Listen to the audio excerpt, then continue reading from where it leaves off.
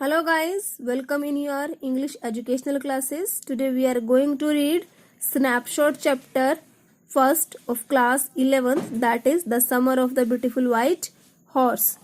But before to start the chapter, first of all about the author. The author of the chapter is William Saroyan, and William Saroyan was born in 1908 and was died in 1981. Guys, he is one of the well-known American fiction writers. अगर बात की जाए तो William सरायन fiction के बहुत ही famous writer रह चुके हैं. He took inspiration from the writing of his father and started writing short stories. इन्होंने जो लिखने की प्रेरणा ली वो अपने पापा से ली, और अपने पापा से लिखने की इस प्रेरणा को लेकर इन्होंने शुरुआत में सबसे पहले छोटी छोटी कहानियां लिखनी शुरू की. His first stories appeared in the overland monthly. और गाइज, इनकी जो सबसे पहली कहानी थी वो किस में पब्लिश हुई? वो पब्लिश हुई द ओवरलैंड मंथली में. और जो गाइज ये ओवरलैंड मंथली है, ये क्या है? एक मैगजीन है जो कहाँ से बिलोंग करती है? जो कैलिफोर्निया यूनाइटेड स्टेट से बिलोंग करती है, और 19th और 20th सेंचुरी में ये पब्लिश हुआ करती थी. A number of stories portrays his childhood experiences among the Armenian American fruit growers in the San Joaquin valley. Guys, हमारे जो विलियम सरायन हैं, इनकी मैक्सिमम जो स्टोरीज हैं उनके अंदर इन्होंने अपने बचपन के अनुभवों को शेयर किया हुआ है, जैसे बीइंग अमेरिकन और अर्मेनियन फ्रूट ग्रोअर्स के रूप में कहाँ के? सैन जेंक्विन वैली के. इसके अलावा some deal with the feelings of rootlessness of the immigrants. इसके अलावा जो और कहानी है वो किससे बिलोंग करती है? इनके अप्रवासी यानी कि दूसरे प्रदेश के होने किससे. और जो हमारी प्रेजेंट वन कहानी है बच्चे, the summer of the beautiful white horse, ये क्या करती है? Brings out the vividly and vivacious and never say die spirit of the Armenian people. ये कहानी जो अर्मेनियन पीपल हैं उनकी ऑनेस्टी को, उनके ट्रस्टवर्दीनेस को दिखाती है, जिसको कभी भी खत्म नहीं किया जाता. Now a brief summary about the chapter. Guys, the summer of the beautiful white horse is a story about two poor Armenian boys who belong to a tribe whose hallmarks are trust and honesty. It relates the adventure of these two boys who define the sense of morality in their own innocent way. The boys know that they belong to a tribe which takes pride in honesty and that no member of the tribe can be a thief. तो guys, जो हमारी ये present one story है, इसमें दो boy हैं जो Armenian tribe से बिलोंग करते हैं, और उनको पता है कि जो उनका कबीला है वो उनकी सच्चाई के लिए और ईमानदारी के लिए जाना जाता है. तो प्रेजेंट वन चैप्टर में इन दोनों बच्चों ने अपने एक एडवेंचर को आप लोगों के सामने डिस्क्लोज किया है और अपनी सेंस ऑफ मोरालिटी को आप लोगों के सामने बताया है. One day back, there in the good old days, when I was 9 and the world was full of every imaginable kind of magnificence, and life was still a delightful and mysterious dream, my cousin Murad, who was considered crazy by everybody who knew him except me, came to my house at 4 in the morning and woke me up tapping on the window of my room. Guys, जैसा हम लोगों को पता है कि narrator ने अपने childhood experiences को शेयर किया है, तो प्रेजेंट वन चैप्टर भी क्या है हमारा? वो एक ऑटोबायोग्राफिकल पार्ट में है. नरेटर अपने खुद के एक्सपीरियंस को शेयर कर रहा है. हम लोगों को ये भी पता है कि हमने चैप्टर इंट्रो में पढ़ा है कि जो नरेटर है और उसका जो भाई है वो क्या कर रहा है? अपने एक डिजायर को, अपने एक ड्रीम को आप लोगों के साथ शेयर कर रहे हैं.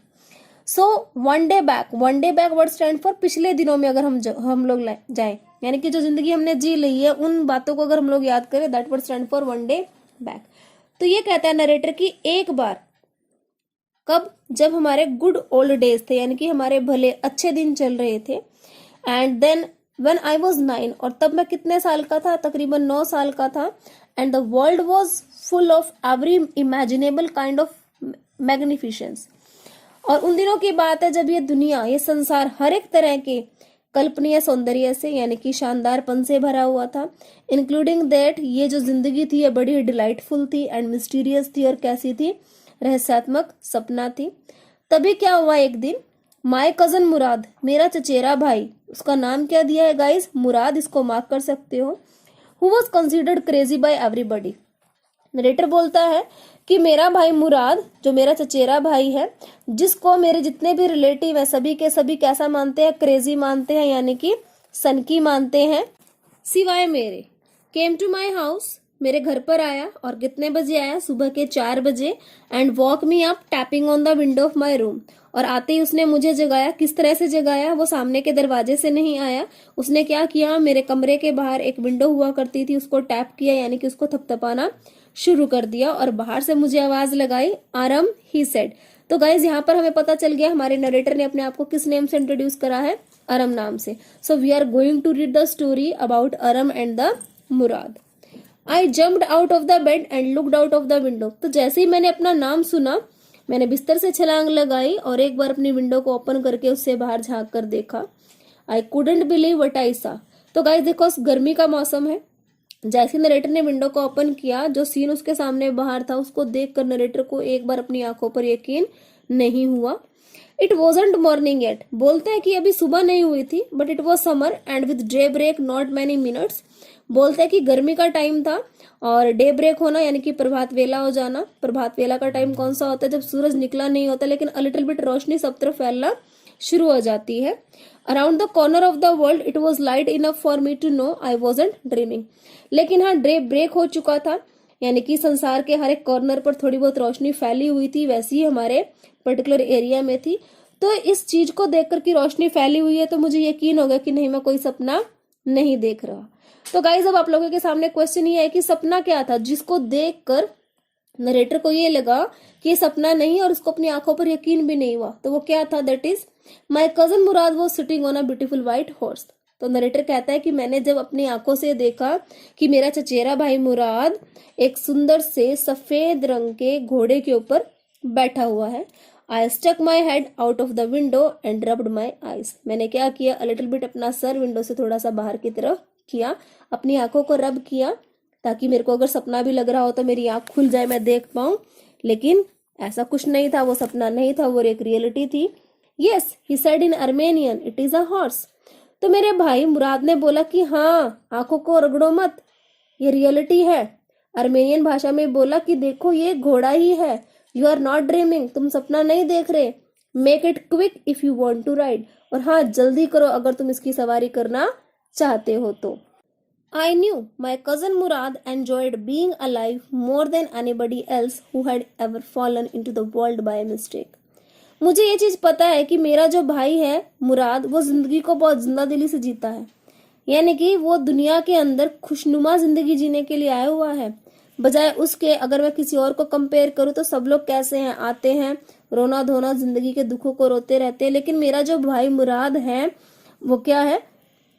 खुशनुमा जिंदगी जीता है, क्योंकि वो उमंग से भरे रहना उन सब लोगों से ज्यादा पसंद करता है जो इस दुनिया में गलती से आए हुए हैं।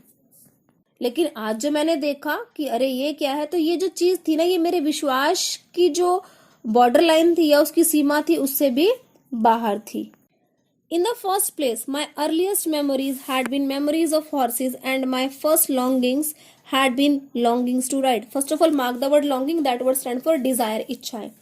तो नरेटर ये कहता है कि सबसे पहले तो ना मेरी जो यादें थी वो कौन सी यादें थी? मेरी पहले की यादें, यानी कि कभी मेरी यादों में ये चीजें थी कि मैं भी कभी घुड़सवारी करूंगा, मैं भी घोड़ों को देखना चाहता हूँ, उन पर बैठना चाहता हूँ।